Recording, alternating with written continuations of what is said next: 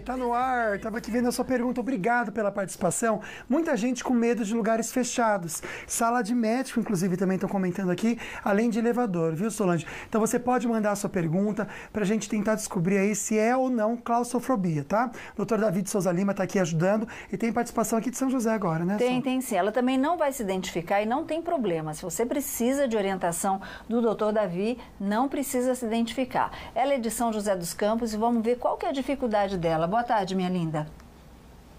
Então, boa tarde para vocês, boa tarde só, Luquinho, doutor. Então, só, o seguinte, eu já faço tratamento com um clínico, né, do síndrome do pânico, já faz 9 anos.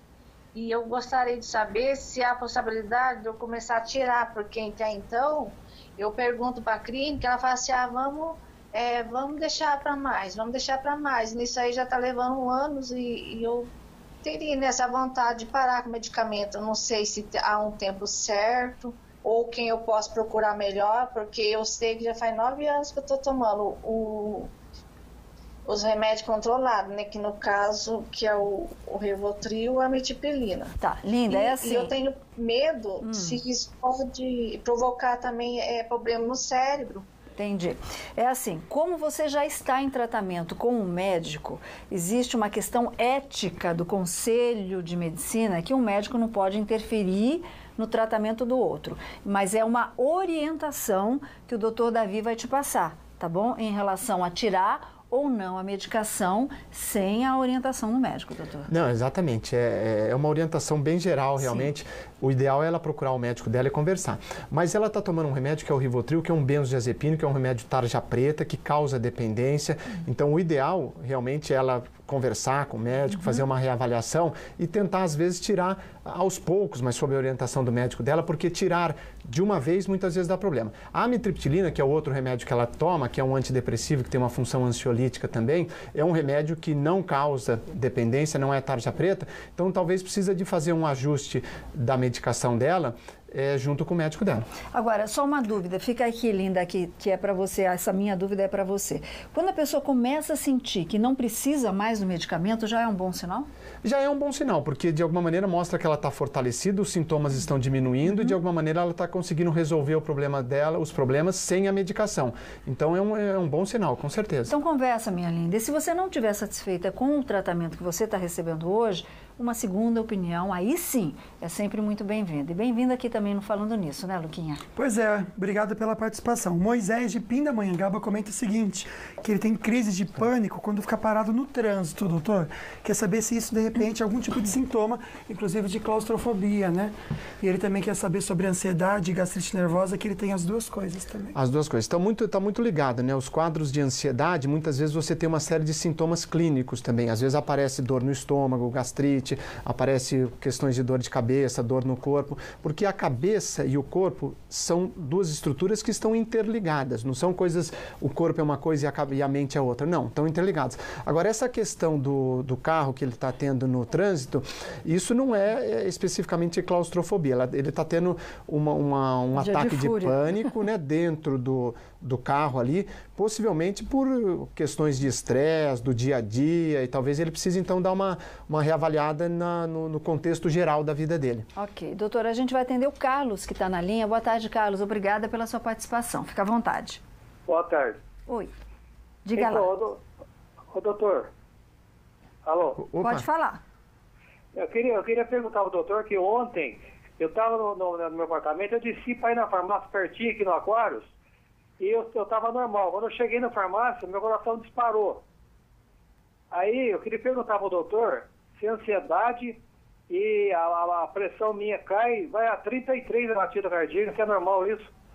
Tá, também é uma orientação, porque você está tendo alguns sintomas físicos, e aí precisa de uma anamnese maior, né? Precisa, e normalmente em psiquiatria a gente costuma dizer que o diagnóstico em psiquiatria é um diagnóstico de exclusão. Por que de exclusão?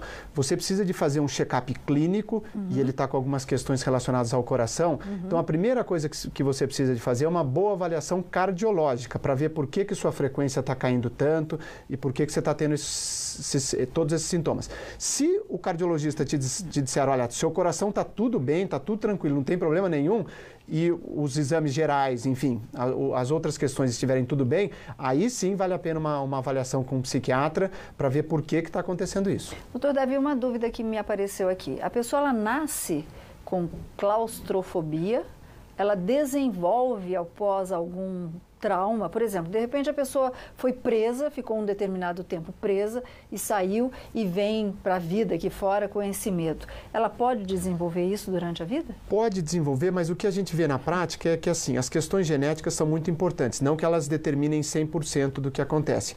Mas se você começa a pesquisar, essas pessoas que têm transtorno de ansiedade, claustrofobia ou fobias específicas, se você começa a pesquisar pai, mãe, tio, tia, avó, você vai perceber que normalmente tem alguém que tem sintomas semelhantes.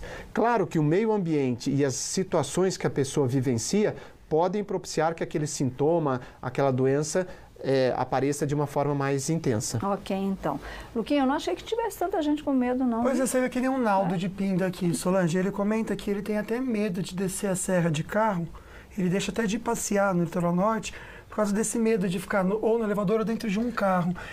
Um alerta para quem está assistindo a gente. Muitas vezes esses medos eles vão limitando e a pessoa vai permitindo isso acontecer. É verdade. Quando que quem está em casa e está se identificando com tudo isso precisa buscar ajuda? Precisa buscar ajuda, principalmente quando começa a limitar a vida realmente, começa a trazer um prejuízo funcional na vida da pessoa. É muito comum esse comportamento de esquiva, então a pessoa não entra na situação por causa do medo, né? É a mesma coisa, por exemplo, a pessoa vai fazer uma ressonância magnética, onde entra naquele tubo e fica fechada. Tem gente que não faz. Não faz. Também está ligado a um ambiente fechado, a claustrofobia. Então, está trazendo prejuízo funcional para a vida do Naldo, então ele precisa de procurar um tratamento. Não necessariamente vai ser medicamentoso, mas precisa de começar a mudar algumas coisas para ele enfrentar essas situações de maneira mais tranquila. Terapias. Terapia funciona muito bem. Tem alguns quadros, algumas pessoas que funcionam bem com hipnose. Aí cada caso vai ter que ser avaliado para ver qual que é a melhor resposta que aquela pessoa tem. Ok, então. Doutor Davi, tem bastante dúvida aqui, a gente vai responder cada uma delas aqui. Quero agradecer demais a sua orientação, sua participação, a gente sabe da sua agenda lá no consultório, está sempre com carinho aqui no Falando Nisso. Isso não tem preço. Muito obrigada, viu? Obrigado a vocês pelo convite aí. Obrigada também ao doutor Hélio que está aqui com a gente.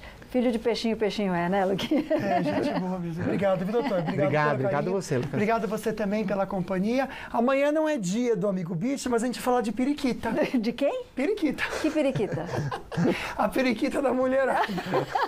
Tem mulher que não gosta da periquita. Verdade. Quer fazer cirurgia na periquita. E tem homem também que não gosta da periquita. Da periquita? Aí você, marido, que de repente não gosta da periquita da sua mulher, você tem que assistir o programa. Porque a gente vai transformar a periquita em beija-flor. Olha que bonitinha a periquita vai ficar. A gente vai aprender junto com vocês. A cara do Thomas. Beijos, fiquem com Deus. Você não gosta de periquita, Thomas? Gosta de periquita, depende da periquita. Fica com Deus, vamos fazer compra com o Vale Shop. Se apega nele e vai ser feliz. Beijo no coração. I don't need your love, 'cause I already cried enough. I've been done. I've been moving on since we said goodbye. I cut you off. I don't need your love, so you can try all you want. Your time is up, I'll tell you why. You say